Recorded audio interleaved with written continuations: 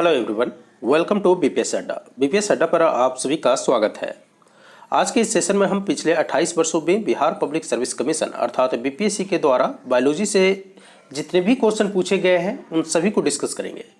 देखिए, previous years का question अर्थात पूर्व वर्ष का जो क्वेश्चन होता है उसको सोल्व करने के पीछे जो पर्पस होता है वो ये होता है कि सबसे पहले तो आपको अर्थात स्टूडेंट को आइडिया लग सके कि क्वेश्चन किस तरीके से पूछा जाता है। पहली बात अर्थात टाइप ऑफ क्वेश्चन आपको पता चलेगा। दूसरी चीज डिफिकल्टीज लेवल आपको मालूम चलेगा कि किस तरीके के अर्थात कितना डिफिकल्ट क्वेश्चन पूछा जाता है। तीसरी बात है कि वो कौन कौन से टॉपिक हैं जहां से क्वेश्चन पूछे गए हैं। तब आप अपने आप को एनालाइज कर पाएंगे कि कौन कौन से टॉपिक पर मुझे ज़्यादा फोकस करना है। चौथी चीज़ें, कई बार ऐसा देखा गया है कि क्वेश्चन जो है हूबहू डायरेक्ट प्रीवियस ईयर से क्वेश्चन उठा के आयोग ने डाला है। तो आप जब क्वेश्चन कर रहे होंगे तो आप देखेंगे कि उसमें कई क्वेश्चन ऐसे हैं जो कई बार रिपीट हो चुके हैं। तो अगर आप आगामी 67th बीपीएससी देने वाले हैं या बिहार पब्लिक सर्विस कमीशन के द्वारा आयोजित होने वाले सीडीपीओ देने वाले हैं या बिहार दरोगा देने वाले हैं, कोई भी एग्जाम देने वाले हैं, तो ये क्वेश्चन जो मैं करवाने जा रहा हूँ पिछले 28 वर्षों में बीपीएससी के द्वारा जो पूछा हुआ है वो आप सभी के लिए इम्पॉर्टेंट होगा। प्लस आप इसके बाद आप अपने आप को एनालाइज कर पाएंगे कि आपको और क्या पढ़ना है, किस तरीके से पढ़ना है। तो बने रहे वीडियो के अंत तक, और यदि आप हमारे चैनल पर नए हैं तो चैनल को सब्सक्राइब और बेल आइकन को प्रेस कर लें, सो दैट मैं नेक्स्ट जैसे ही कोई वीडियो अपलोड करता हूं तो आपको सूचना मिल जाए और आप कोई वीडियो मिस ना करें। तो चलिए स्टार्ट करते हैं सेशन। तो आइए देखते हैं विज्ञान सेक्शन के अंतर्गत जो पहला क्वेश्चन है हमारा वो क्या है। पहला क्वेश्चन है, पुस्तक द ऑरिजिन ऑफ स्पीसीज किसके द्वारा लिखी गई है। तो आपको मालूम है पुस्तक the origin of species that was written by Charles Darwin. तो इस प्रश्न का सही आंसर होगा ऑप्शन डी, चार्ल्स डार्विन। अगला प्रश्न देखते हैं, ये क्वेश्चन कब आया था। यह प्रश्न आया था 65th बीपीएससी 2019 में, राइट। क्वेश्चन नंबर 2 है। क्वेश्चन नंबर 2 क्या है, मानव तंत्र में इंसुलिन किसका मेटाबॉलिज्म नियंत्रित करता है। तो इंसुलिन जो होता है बेसिकली क्या होता है, एक प्रोटीन होता है और ये किसका मेटाबॉलिज्म नियंत्रित करता है, ये कार्बोहाइड्रेट को नियंत्रित करता है। तो इस प्रश्न का सही आंसर होगा ऑप्शन बी, कार्बोहाइड्रेट, और ये 63rd बीपीएससी में पूछा गया था। क्वेश्चन नंबर 3 है, निम्नलिखित में से एंटीबायोटिक है। तो आपको बताना है कि इसमें से कौन सा है जो एंटीबायोटिक है। तो मैं आपको बता दूं, इसमें पेनिसिलिन और सल्फाडाइजिन ये दोनों एंटीबायोटिक हैं। कौन कौन, पेनिसिलिन और सल्फाडाइजिन ये दोनों एंटीबायोटिक हैं। तो इस प्रश्न का आपका सही आंसर होगा ऑप्शन ई, उपयुक्त में से एक से अधिक, और ये क्वेश्चन पूछा गया था 63rd बीपीएससी में। क्वेश्चन नंबर 4 है, निम्नलिखित में से कौन सा मुख्यतः कार्बोहाइड्रेट है। अब मुख्यतः कार्बोहाइड्रेट है पूछ रहा है, यानी कार्बोहाइड्रेट तो रेस्ट ऑल में भी होगा लेकिन चीफली किस में, तो 90% जो कार्बोहाइड्रेट होता है वो चावल में पाया जाता है। तो इस प्रश्न का सही आंसर होगा ऑप्शन सी, चावल। क्वेश्चन नंबर 5 देखते हैं, कीट संवर्धन क्या होता है। तो कीट संवर्धन क्या होता है, कीट संवर्धन होता है कीटों की वृद्धि करने के साइंस को हम क्या बोलते हैं, कीट संवर्धन बोलते हैं। तो इस प्रश्न का आपका आंसर हो जाएगा ऑप्शन ए, कीटों की वृद्धि करने के विज्ञान को हम कीट संवर्धन बोलते हैं। क्वेश्चन नंबर 6 देखते हैं। क्वेश्चन नंबर 6 क्या है, जेनेटिक्स निम्नलिखित में से किसका अध्ययन होता है। तो जेनेटिक्स आपको मालूम है कि आनुवंशिकता और विचरण के अध्ययन को हम जेनेटिक्स बोलते हैं। तो इस प्रश्न का सही आंसर हो जाएगा ऑप्शन डी, यानी आनुवंशिकता और विचरण। क्वेश्चन नंबर 7 देखते हैं। क्वेश्चन नंबर 7 है, निम्नलिखित में से कौन सा एक ट्रू फ्रूट नहीं है। तो सेब जो है इसमें ट्रू फ्रूट नहीं है।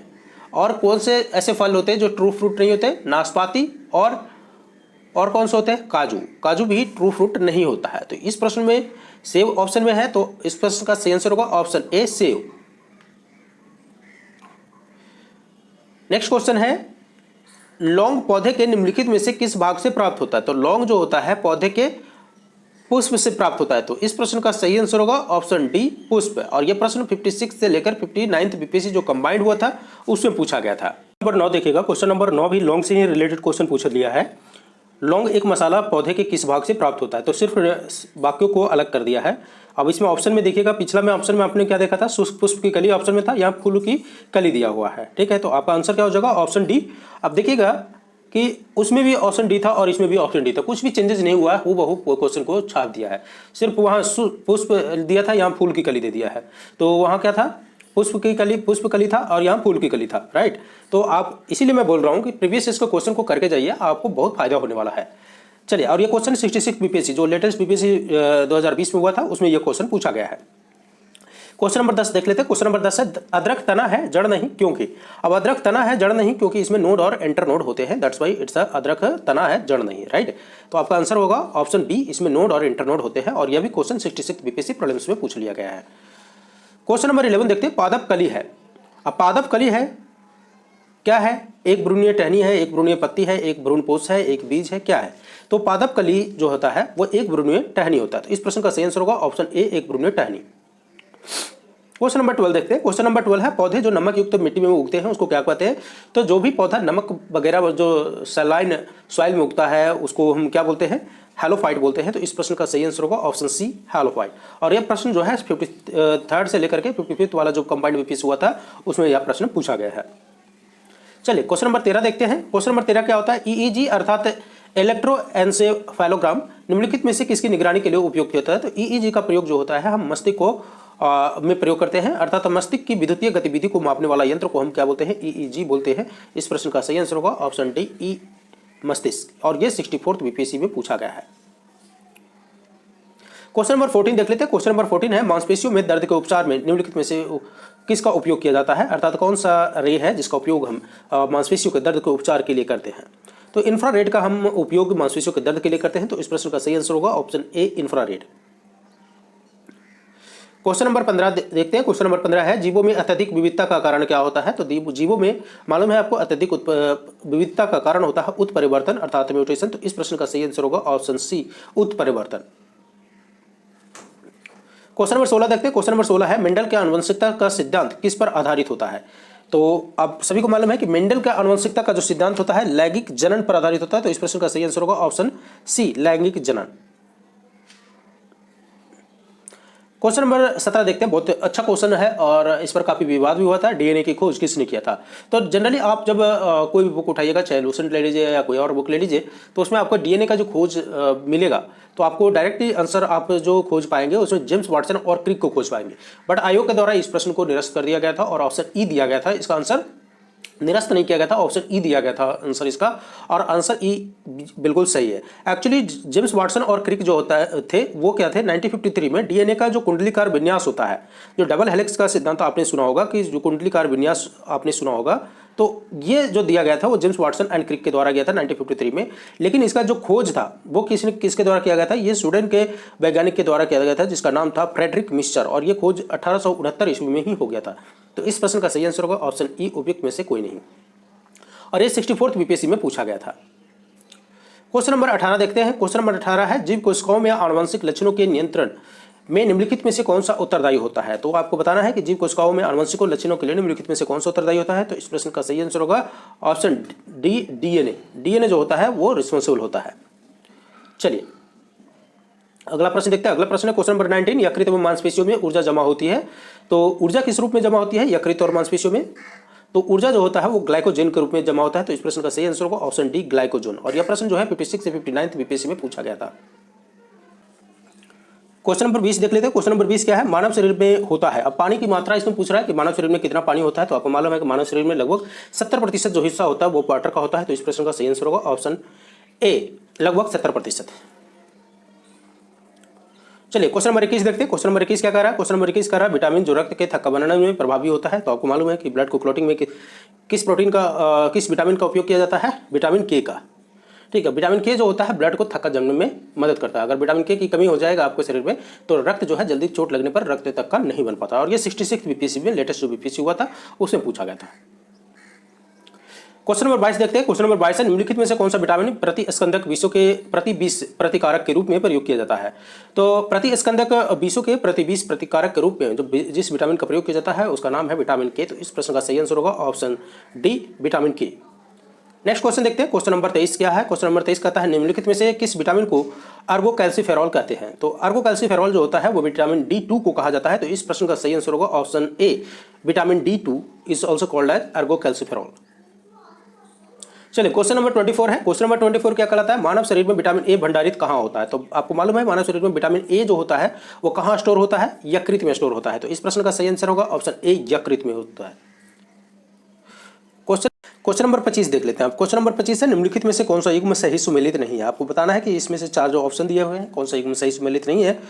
A retinol xerophthalmia, B tocopherol beriberi. चलिए तो एक एक कर देख लेते हैं हम। ए रेटिनॉल, तो रेटिनॉल जो होता है विटामिन ए की कमी से, विटामिन ए यानी रेटिनॉल अर्थात कहने का मतलब होता है विटामिन ए, और इसकी कमी से जेरोफ्थैल्मिया होती है, यानी ये तो सही मैच है। टोकोफेरॉल, अब टोकोफेरॉल जो होता है विटामिन ई होता है, तो लेकिन बेरीबेरी तो विटामिन B1 की कमी से होता है, राइट। तो विटामिन B1 यानी थायमीन है ना, तो थायमीन की कमी से क्या होता है बेरीबेरी, तो यानी ये तो सही मैच नहीं है। अगला क्या कहता है, साइनोकोबालामीन, तो साइनोकोबालामीन जो होता है विटामिन B12 की कमी से होता है, यानी B12 की कमी से रक्त की कमी हो जाता है, तो ये भी सही मैच है। और अर्गोकैल्सिफेरॉल आपको मालूम है विटामिन डी होता है, अर्गोकैल्सिफेरॉल जो होता है विटामिन D2 आपने पढ़ा था, और इसमें कमी से कारण क्या होता है, रिकेट्स नाम का रोग हो जाता है बच्चों में, तो ये भी सही मैच है।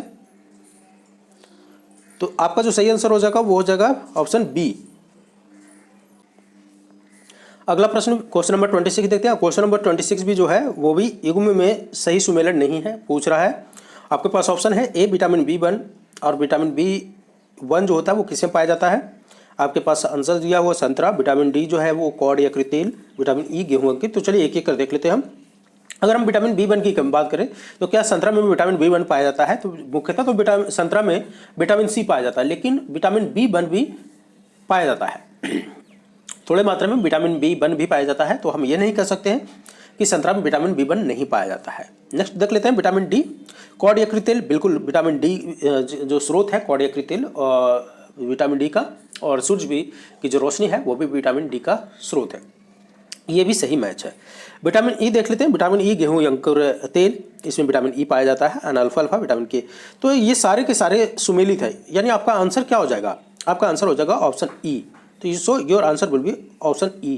तो 26 का आंसर ई लगाइएगा। 27 देखते हैं। 27 है, जिस विटामिन में कोबाल्ट होता है उसको क्या कहते हैं। तो आपको मालूम है कोबाल्ट किसको कहते हैं, कोबाल्ट जो होता है वो होता है विटामिन B12 में कोबाल्ट होता है। चलिए 28 देखते हैं। 28 है, एक स्वस्थ वयस्क मनुष्य में रक्त की कुल मात्रा का परिणाम कितना होता है। तो एक स्वस्थ हेल्दी मैन में कितना होता है, 5 से 6 लीटर ब्लड होता है। नेक्स्ट क्वेश्चन नंबर 29 है, इनमें से रक्त दाब मापक यंत्र कौन सा होता है। तो रक्त दाबक माप स्पिग्मोमैनोमीटर होता है। तो आपको मालूम है, आपका आंसर हो जाएगा option C, स्पिग्मोमैनोमीटर।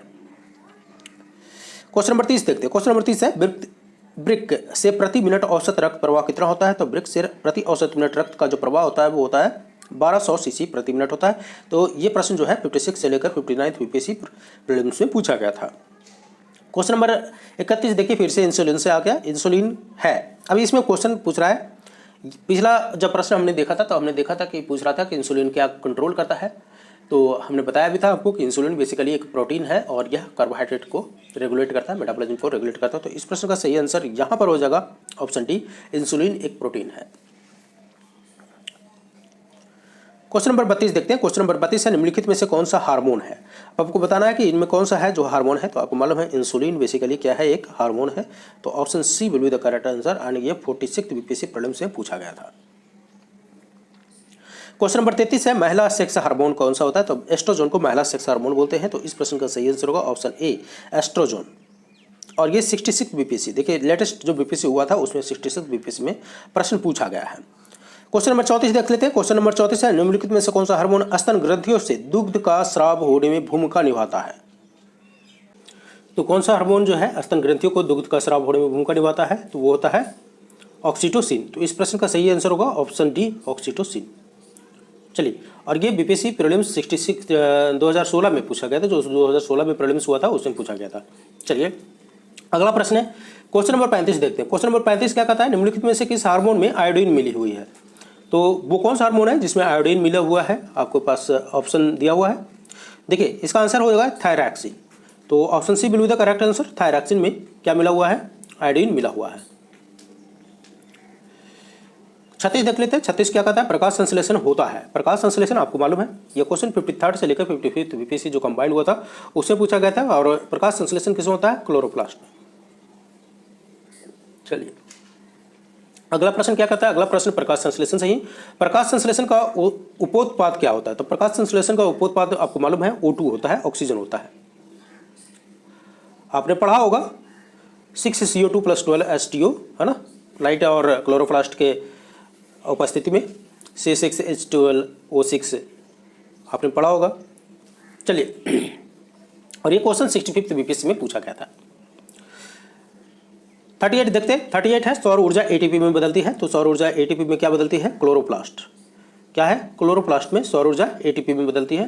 Next question number 39 है, कोशिका का शक्ति स्रोत होता है। तो कोशिका का शक्ति स्रोत क्या होता है? कोशिका का शक्ति स्रोत माइटोकॉन्ड्रिया होता है। तो इस प्रश्न का सही आंसर होगा option B, mitochondria. Question number 40 देखते हैं, भ्रूण किसमें मिलता है? तो आपको मालूम है कि भ्रूण जो होता है वो बीज में मिलता है। तो इस प्रश्न का सही आंसर होगा ऑप्शन सी, बीज। क्वेश्चन नंबर 41 देख लेते हैं। क्वेश्चन नंबर 41 क्या कहता है? क्वेश्चन नंबर 41 कहता है निम्नलिखित में से कौन प्रतिजैविक औषधि है? अब प्रतिजैविक औषधि का से रिलेटेड जो प्रश्न है एक पहले भी हमने कर चुका है। अब देखिए सेम इसमें भी एक जो है आपको सल्फागुआनिडीन एंड क्लोरैम्फेनिकोल, ये दो जो है वो प्रतिजैविक औषधि है। कौन कौन? सल्फागुआनिडीन एंड क्लोरैम्फेनिकोल, ये प्रतिजैविक औषधि है। तो आपका आंसर होना चाहिए option E will be the correct answer, उपरोक्त में से एक से अधिक। चलिए क्वेश्चन नंबर 42 देख लेते हैं। क्वेश्चन नंबर 42 है, टाइफाइड तथा कॉलरा विशिष्ट उदाहरण। आपको टाइफाइड और कॉलरा किसके कारण होता है? वाटर बोर्न डिजीज है। तो इस प्रश्न का सही आंसर होगा ऑप्शन सी, जलजन रोग। और ये क्वेश्चन पूछा गया था 56 से लेकर के 59th बीपीएससी प्रीलिम्स 2015 में। अगर हम 43 की बात करें तो 43 नंबर में क्वेश्चन क्या कर रहा है? मनुष्य में एफ्लाटॉक्सिन खाद्य विषाक्तन द्वारा सामान्यतः कौन सा अंग प्रभावित होता है? तो एफ्लाटॉक्सिन से क्या होता है? एफ्लाटॉक्सिन से प्रभावित होता है यकृत। ठीक है, लीवर का एक मुख्य पाचक ग्रंथि डाइजेस्टिव ग्लैंड है जो कि खाद्य विषाक्तन एफ्लाटॉक्सिन द्वारा प्रभावित हो जाती।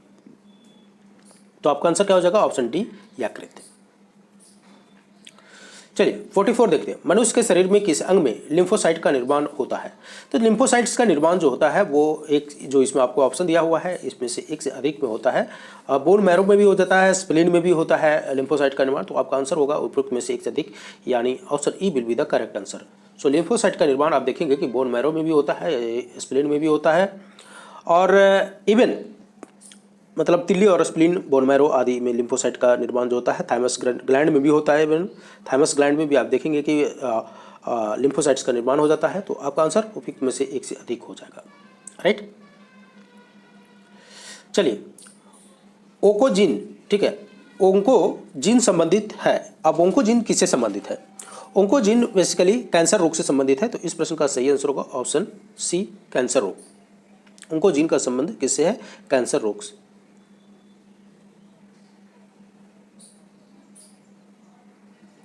फोर्टी सिक्स क्या कहता है? 46 कहता है कि रक्त कैंसर अर्थात ल्यूकेमिया, ब्लड कैंसर को ल्यूकेमिया भी बताते हैं। तो ल्यूकेमिया की रोकथाम में प्रयोग किया जाने वाला रेडियो समस्थानिक कौन सा होता है? तो ल्यूकेमिया के रोकथाम के लिए बेसिकली रेडियो फास्फोरस अर्थात P32 और क्वाल्ट 60 का उपयोग किया जाता है। तो फास्फोरस 32 भी है ऑप्शन में और क्वाल्ट 60 भी है। तो आपका आंसर होना चाहिए ऑप्शन ई, उपयुक्त में से एक से अधिक। राइट, देखिए जनरली क्वाल्ट 60 आप मालूम है तो वो, लेकिन P32 का फास्फोरस, रेडियो फास्फोरस P32 का भी उपयोग किया जाता है ल्यूकेमिया में ब्लड कैंसर को ठीक करने के लिए। क्वेश्चन नंबर 47 देखते हैं। क्वेश्चन नंबर 47 है, तीव्रता तथा प्रयुक्तता के आधार पर निम्नलिखित में से कौन सा कर्क रोग उत्पन्न कर सकता है और उसका उपचार भी करता है? तीव्रता और प्रयुक्तता के आधार पर निम्नलिखित में कौन सा कर्क रोग उत्पन्न कर सकता है और उसका उपचार भी कर सकता है? काफी अच्छा प्रश्न है। यह है आयनीय विकिरण। ठीक है, तो आयनीय विकिरण ही वह कारक है जो कर्क रोग उत्पन्न कर सकता है और उपचार में भी प्रयुक्त होता है। तो इस प्रश्न का सही आंसर होगा ऑप्शन सी, आयनीय विकिरण। राइट, सुन में आया? नेक्स्ट देखते हैं 48 देखते हैं। 48 है, सहज प्रणाली का परिवर्धन निम्नलिखित में से कौन सा है? सहज प्रणाली का प्रवर्धन निम्नलिखित में से कौन सा है? अब देखिए सहज प्रणाली का जो परिवर्धन है वो प्रणाली की स्वपोषी क्रिया होता है। तो इस प्रश्न का सही आंसर होगा ऑप्शन सी, प्रणाली की स्वपोषी क्रिया। क्वेश्चन नंबर 49 देखते हैं, शरीर का तापक्रम नियंत्रित होता है। तो शरीर का जो तापक्रम होता है वो हाइपोथैलेमस में नियंत्रित होता है। तो इस प्रश्न का सही आंसर होगा option B, hypothalamus. Question number 50 है, शरीर का तापमान नियंत्रित करता है। तो सेम प्रश्न क्वेश्चन नंबर 49 और 50। तो शरीर का तापमान कौन नियंत्रित करता है? हाइपोथैलेमस। लैंगिक जनन से आनुवंशिक विचरण होता है। तो लैंगिक जनन से आनुवंशिक विचरण कैसे होता है? जीन के सफलिंग से। तो जीन के सफलिंग से लैंगिक जनन में आनुवंशिक विचरण होता है। तो इस प्रश्न का सही आंसर होगा ऑप्शन सी, जीन के सफलिंग से। क्वेश्चन नंबर 52 देख लेते हैं। क्वेश्चन नंबर 52 क्या कहता है? डीएनए को किसने अंतःपात्र में बनाया? तो डीएनए को अंतःपात्र में बनाने वाला वैज्ञानिक था, वो था आर्थर कोर्नबर्ग। तो इस प्रश्न का सही आंसर होगा ऑप्शन ए, आर्थर कोर्नबर्ग।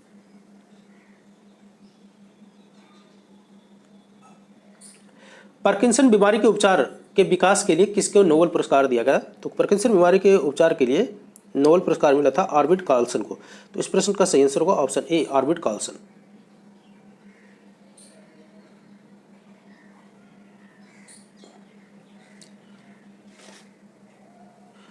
क्वेश्चन नंबर 54 देख लेते हैं। क्वेश्चन नंबर 54 क्या कहता है कि कौन सा दिन डायबिटीज दिवस के रूप में मनाया जाता है? देखिए, डायबिटीज दिवस के रूप में हम 14 नवंबर को मनाते हैं। 14 नवंबर जो होता है वो बाल दिवस के रूप में भी मनाया जाता है और डायबिटीज दिवस के रूप में भी मनाया जाता है। तो इस प्रश्न का सही आंसर होगा ऑप्शन डी, 14 नवंबर। ठीक है, मधुमेह दिवस के रूप में प्रतिवर्ष हम मनाते हैं 14 नवंबर को। क्वेश्चन नंबर 55 है, सबसे छोटा जीव जो स्वयं विकास और प्रजनन करने में समर्थ है उसको क्या कहते हैं? सबसे छोटा जीव जो स्वयं विकास और प्रजनन करने में समर्थ है उसको हम बोलते हैं माइकोप्लाज्मा। तो इस प्रश्न का सही आंसर होगा option C, mycoplasma. Question number 56 है, निम्नलिखित में से किसकी कोशिका में कोई एंजाइम नहीं होता है? तो विषाणु अर्थात वायरस की कोशिका में कोई एंजाइम नहीं होता है। तो इस प्रश्न का सही आंसर होगा ऑप्शन बी, विषाणु। और यह प्रश्न 65वीं बीपीएससी में पूछा गया था। 57 देखते हैं, बिल और मिलिंडा गेट्स फाउंडेशन द्वारा स्थापित भारत के लिए कार्यक्रम आवाहन किसके प्रतिरोध के लिए कार्यरत है? तो बिल और मिलिंडा गेट्स की जो फाउंडेशन है आवाहन, वो HIV और एड्स से संबंधित अवेयरनेस फैलाता है। तो इस प्रश्न का सही आंसर होगा ऑप्शन सी, HIV और एड्स।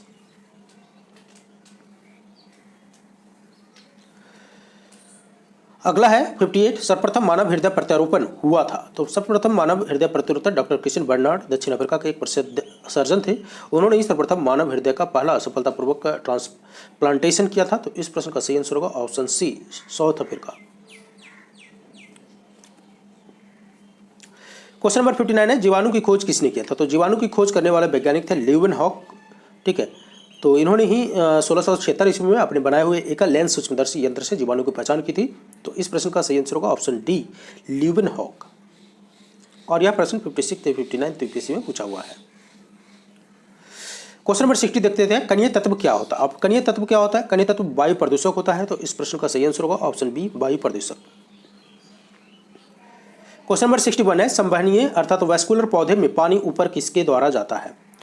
तो आपके पास ऑप्शन है A, phloem tissue, B, parenchyma tissue, C, meristem and D, xylem tissue.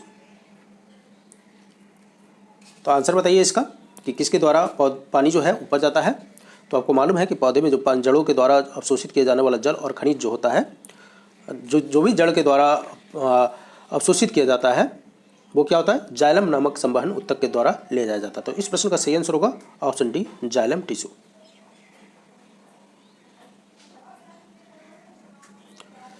चलिए, अभी क्या है क्वेश्चन आपसे पूछ रहा है, सेल्सियस स्केल पर मानव शरीर का सामान्य ताप कितना होता है? सेल्सियस स्केल पर मानव शरीर का जो सामान्य ताप होता है वो क्या होता है?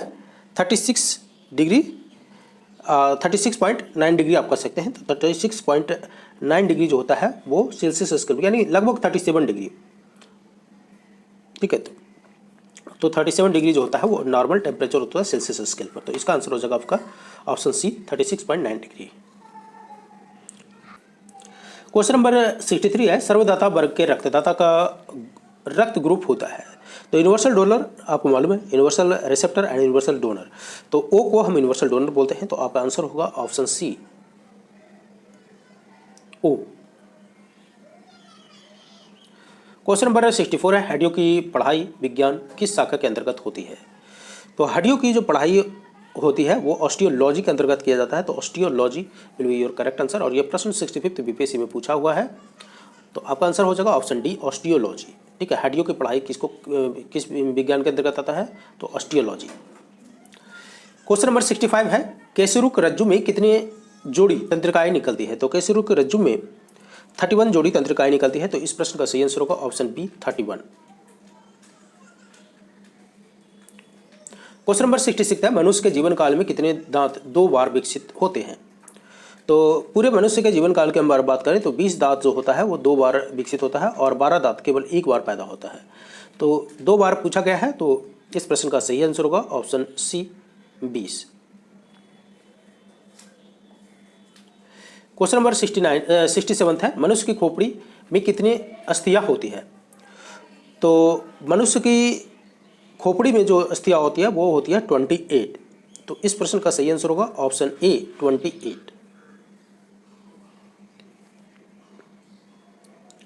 मनुष्य के शरीर में पैर की हड्डी होती है। तो मनुष्य के शरीर में जो पैर की हड्डी होती है वो क्या होता है? खोखला होता है। तो इस प्रश्न का सही आंसर होगा ऑप्शन ए, खोखली होती है। क्वेश्चन नंबर 69 है, 20 वर्ष की आयु में मानव शरीर में हड्डियों की संख्या होती है लगभग। तो 20 वर्ष की आयु में मानव शरीर में हड्डियों की संख्या जो होती है वो लगभग 206 होती है, जो मुख्यतः 2 भागों में बटी होती है। एक अंशीय कंकाल होता है और एक उपांगीय कंकाल होता है। तो चूंकि 206 कहीं नहीं है तो आपका आंसर होगा उपयुक्त में से कोई नहीं, यानी option D will be the correct answer. Question number 70 है,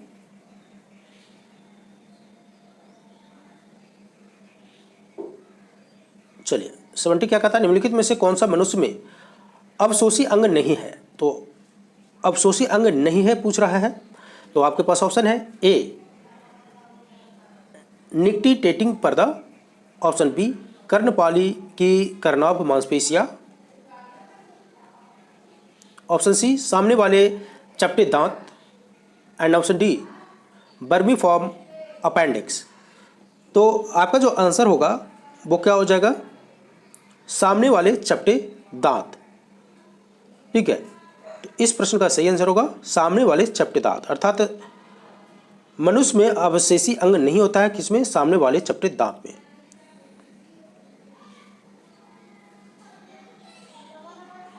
सेवेंटी वन देखते हैं। 71 है, जैविक सिस्टम में रासायनिक क्रिया की प्रतिक्रिया को तेज करने के उत्तरदायी पदार्थ क्या क्या कहलाता है?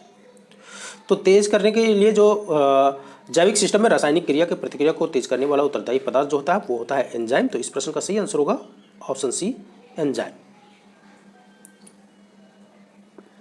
72 है, विटामिन जो खट्टे फलों में पाया जाता है तथा चर्म को स्वस्थ रखने में के लिए जरूरी होता है उसको क्या कहते हैं?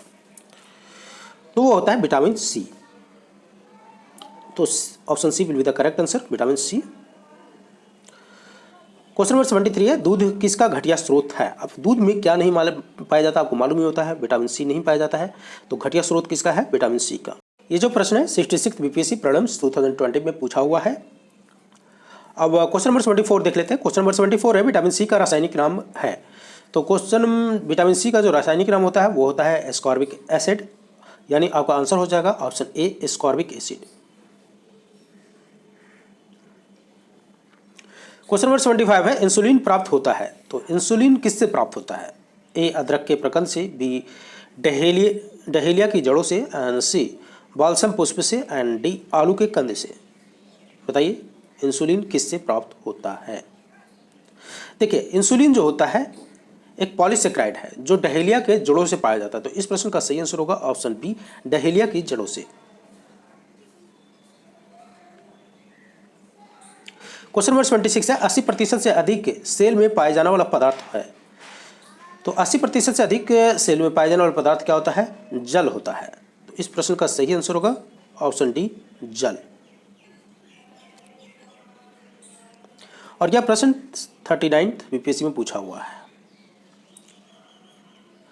77 है, वर्तमान प्रमाण के अनुसार पृथ्वी पर जीव का उद्गम 2 लाख वर्ष पूर्व हुआ था। इस युग में प्रोटोजोआ, शैवाल एक जीवाणु थे। अब देखिए ये जो प्रश्न है थोड़ा सा डूबियस है।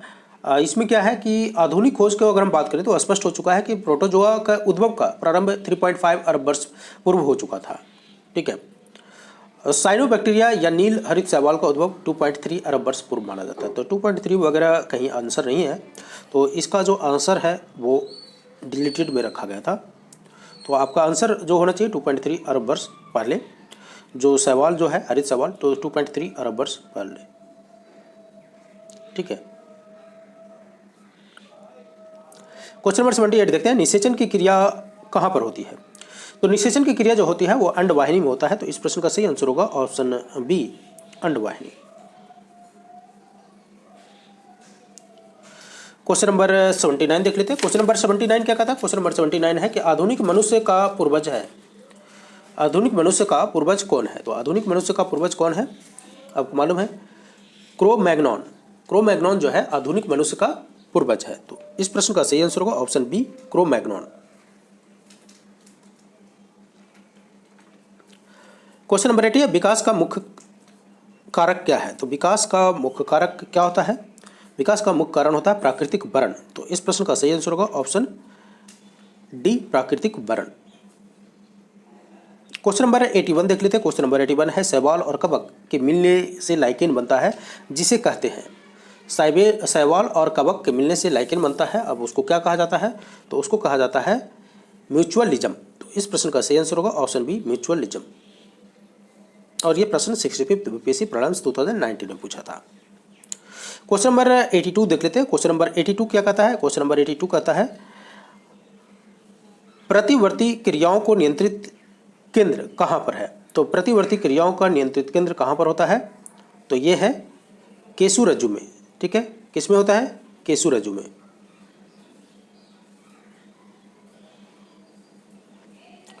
क्वेश्चन नंबर 83 है, विकास का कारण है।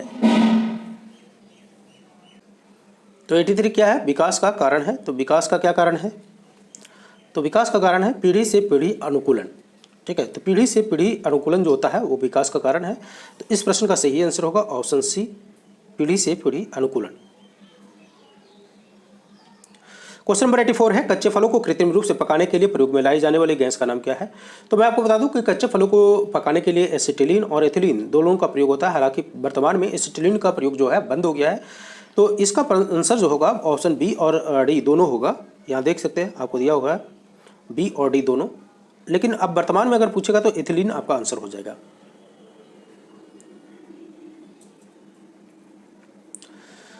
क्वेश्चन नंबर 85 है, माँ पौधे की भांति पौधा मिलता है। माँ पौधे की भांति पौधा मिलता है।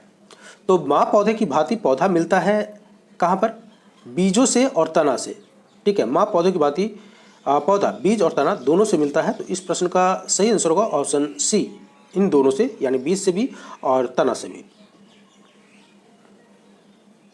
क्वेश्चन नंबर 86 है, जल से बाहर निकाले जाने पर मछलियां मर जाती है, क्यों? अब जल से बाहर निकाले जाने पर मछलियां मर जाती है क्योंकि उसको श्वास नहीं मिल पाता है। तो इस प्रश्न का सही आंसर है ऑप्शन सी, वे श्वास नहीं ले पाते, यानी ब्रीथ नहीं कर पाते हैं। 87 है, जहां जीव रहता है उस सटीक जगह को क्या कहा जाता है? तो जहां जीव रहता है उस सटीक जगह को आवास कहा जाता है। तो इसका आंसर हो जाएगा ऑप्शन ए, आवास। और ये 65th में पूछा हुआ है। क्वेश्चन नंबर 88 है, मधुमक्खी कॉलोनी के सदस्य एक दूसरे को किस प्रकार पहचानते हैं? ठीक है, बहुत अच्छा प्रश्न है। मधुमक्खी कॉलोनी के सदस्य एक दूसरे को किस प्रकार पहचानते हैं?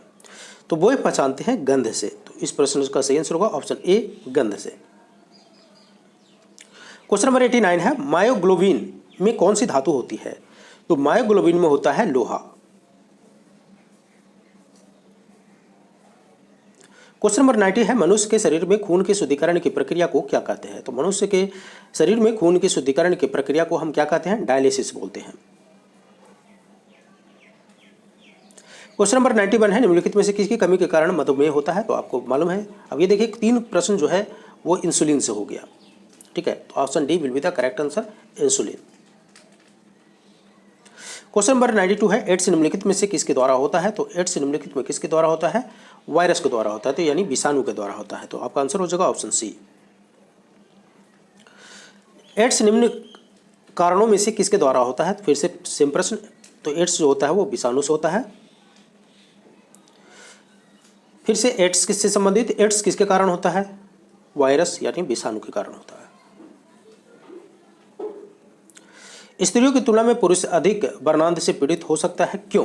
क्योंकि ठीक है, स्त्रियों की तुलना में पुरुष अत्यधिक कलर ब्लाइंडनेस से पीड़ित हो सकते हैं। कलर वर्णांधता मतलब होता है कलर ब्लाइंडनेस। तो क्यों? क्योंकि उसमें केवल एक ही एक्स क्रोमोसोम होता है, यही रीजन होता है कि वो अत्यधिक पीड़ित हो सकते हैं।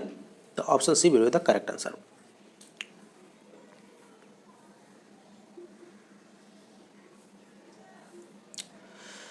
क्वेश्चन नंबर 96 है, एस्पिरिन कहाँ मिलती है? ठीक है, तो एस्पिरिन कहाँ मिलती है? तो एस्पिरिन जो होता है पेड़ से मिलता है। एस्पिरिन और एंटीपायरेटिक दवाएं वेदना निवारक का काम करती है और इन दवाओं को बिलो वृक्ष की छाल से प्राप्त होता है। बिलो जो वृक्ष होता है उससे प्राप्त होता है, यानी एक पेड़ से प्राप्त होता है, उसके छाल से प्राप्त होता है बेसिकली। गेहूं की खेती के लिए कौन से उर्वरक का उपयोग किया जाता है? तो गेहूं की खेती के लिए आपको मालूम है कि नाइट्रोजन का उपयोग किया जाता है। तो इस प्रश्न का सही आंसर होगा ऑप्शन ए, नाइट्रोजन। क्वेश्चन नंबर 98 है, क्लोरोफिल में कौन सा धातु आयन पाया जाता है? तो क्लोरोफिल में कौन सा धातु आयन पाया जाता है? क्लोरोफिल में पाया जाता है मैग्नीशियम। तो इसका आंसर हो जाएगा option B, magnesium. Question number 99 है, पौधे एवं पेड़ों को खाना तैयार करने की प्रक्रिया क्या कहलाता है? तो आपको मालूम है कि पौधे एवं पेड़ों को खाना बनाने की जो प्रक्रिया होता है उसको हम फोटोसिंथेसिस बोलते हैं।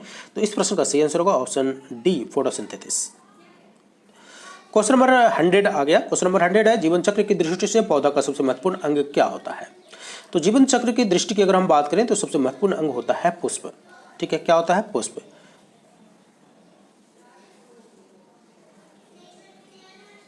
क्वेश्चन नंबर 101 है, सबसे लंबी जीवित वृक्ष है, सबसे लंबा जीवित वृक्ष कौन सा है? तो सबसे लंबा जीवित वृक्ष होता है सिकोआ।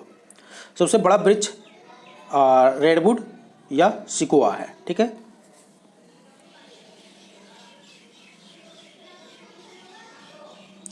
क्वेश्चन नंबर 102, एस्पिरिन है, तो एस्पिरिन क्या होता है? अभी जस्ट आपने देखा। तो एस्पिरिन एक एंटीपायरेटिक होता है। तो इस प्रश्न का सही आंसर होगा option B, antipyretic. Question number 103 है, किस वनस्पति खाद्य में अधिकतम प्रोटीन होता है? तो आपको बताना है कि किस में अधिकतम प्रोटीन होगा, चना में, मटर में, सोयाबीन में, अरहर में। तो आपको मालूम है कि सबसे ज़्यादा प्रोटीन जो होता है वो सोयाबीन में होता है। 104 है, तना जो होता है, तना काट आमतौर पर किसके प्रवर्धन के लिए प्रयोग किया जाता है? तना को काट करके हम किसको प्रवर्धन के लिए प्रयोग करते हैं? केला को क्या तना काट कर हम कर सकते हैं? आम को क्या कर सकते हैं? कपास को क्या कर सकते हैं? गन्ना को क्या कर सकते हैं? यस, गन्ना को हम तना काट के प्रवर्धन कर सकते हैं। इस प्रश्न का सही आंसर होगा ऑप्शन बी, गन्ना। ठीक, आपने देखा होगा कि गन्ना को काट करके खेतों में लगाया जाता है फिर से उसको। क्वेश्चन नंबर 105, संसार का सबसे बड़ा पुष्प कौन सा है? तो संसार का सबसे बड़ा पुष्प रैफ्लेसिया, आपको मालूम है।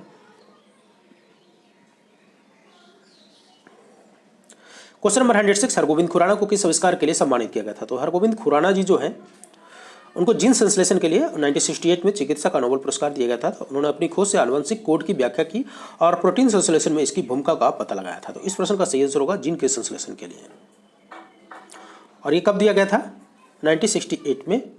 इनको 1968 में चिकित्सा का नोबेल पुरस्कार दिया गया था।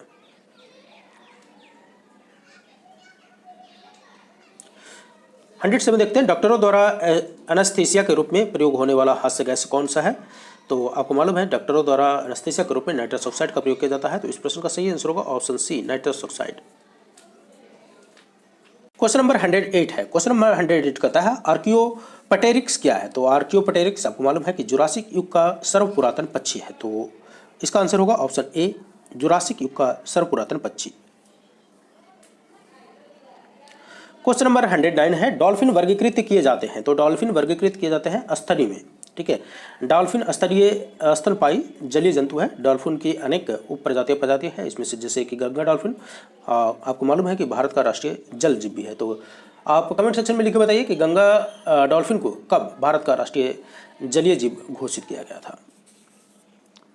तो इसका आंसर क्या हो जाएगा? स्तनी में। ठीक है, option D will be the correct answer. 110, प्रतिवर्ष 5 लाख भारतीय एक रोग से मरते हैं, इसकी पहचान करें। तो ये कौन सी बीमारी है जिसके कारण से प्रतिवर्ष 5 लाख भारतीय एक रोग से मरते हैं? तो ये जो है क्षय रोग। ठीक है, तो क्षय रोग इसका आंसर हो जाएगा ऑप्शन डी, क्षय रोग।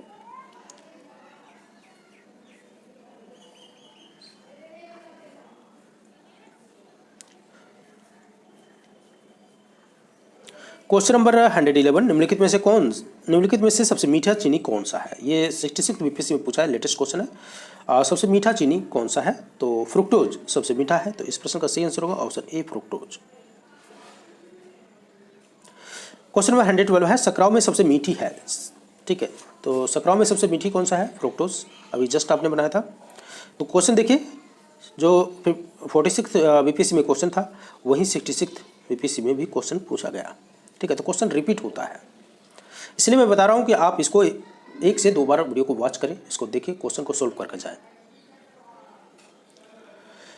कड़वाहट के लिए मानव जीव का संवेदनशील क्षेत्र कौन सा होता है? तो कड़वाहट के लिए मानव जीव का जो संवेदनशील जो होता है वो होता है पिछला भाग, तो आपका आंसर होगा ऑप्शन सी पिछला भाग। मानव जीव का अगला जो भाग होता है, आगे वाला जो भाग होता है, जैसे इस तरीके से अगर आप जीव का डायग्राम बनाइएगा तो अगला वाला जो भाग होता है वो क्या होता है? मीठा के लिए, ठीक है, मीठे के लिए प्रभावी होता है, और पीछे वाला जो भाग होता है, ये जो पीछे वाला भाग होता है वो कड़वे के लिए होता है। तो अगला मीठा, पिछला कड़वा, ठीक है। और पार्श्व जो भाग होता है ना, तो पार्श्व भाग खट्टे के लिए, और अग्र छोर जो होता है किनारे नमकीन स्वाद के लिए होता है। तो ये सब आपको मालूम होना चाहिए। तो अगला मीठा, पिछला कड़वा, याद रखिएगा। चलिए, क्वेश्चन नंबर 114 है, मटर पौधा है। मटर पौधा क्या है? एक शाक है, पुष्प है, झाड़ी है, उपरोक्त में से कोई नहीं। तो मटर शाक कुल का द्विबीजीय पत्री पौधा होता है, यह रबी फसल होता है। तो इस प्रश्न का सही आंसर क्या हो जाएगा? ऑप्शन ए शाक। क्वेश्चन नंबर 115 है, फलियां अत्यधिक पौष्टिक होती है क्योंकि इनमें प्रचुर मात्रा में होती है। तो फलियां अत्यधिक पौष्टिक होती है क्योंकि इसमें प्रचुर मात्रा में क्या होती है? प्रचुर मात्रा में प्रोटीन पाया जाता है। तो इस प्रश्न का सही आंसर होगा option B protein. Question number 116 है, थायराइड ग्रंथि थायरॉक्सिन स्रावित करने के लिए उत्तेजित करने वाला अंतःस्रावी हार्मोन कौन सा है? तो यह है TSH। क्या है? TSH यानी थायराइड स्टिमुलेटिंग हार्मोन। इसको क्या बोलते हैं? Thyroid stimulating hormone. नेक्स्ट प्रश्न है, थायराइड ग्रंथि की खराबी किसकी कमी के कारण हो जाती है? तो आपको मालूम है कि थायराइड ग्रंथि की कमी जो होता है वो आयोडीन की कमी के कारण होता है। तो इस प्रश्न का सही आंसर होगा ऑप्शन सी आयोडीन। अगला प्रश्न है, जब हम बकरी या भेड़ का मांस खाते हैं तब हम भेड़ का मांस खाते हैं तब हम क्या हो जाते हैं? प्राथमिक उपभोक्ता होते हैं, द्वितीयक उपभोक्ता होते हैं, तृतीय उपभोक्ता होते हैं। तो जो भी मांसाहारी होता है वो क्या होता है? बेसिकली द्वितीयक उपभोक्ता होता है, ठीक है। और मानव जो होता है वो तो सर्वाहारी है ना। तो जब हम भेड़ और बकरी की मांस खा रहे हैं यानी मांसाहारी, तो हम द्वितीयक उपभोक्ता हो जाएंगे, यानी ऑप्शन हो जाएगा हमारा B will be the correct answer, द्वितीयक उपभोक्ता। तो ये था पूरा आपका कंप्लीट 28 वर्षों में, पिछले 28 वर्षों में बीपीएससी के द्वारा पूछे गए प्रश्नों का संग्रह। तो आई होप आपको अच्छा लगेगा यह प्रश्न, और फिर हम आपको बचे हुए जो पोर्शन है साइंस और के बचे हुए पोर्शन फिजिक्स और केमिस्ट्री, उसको भी जल्द कवर कर देंगे।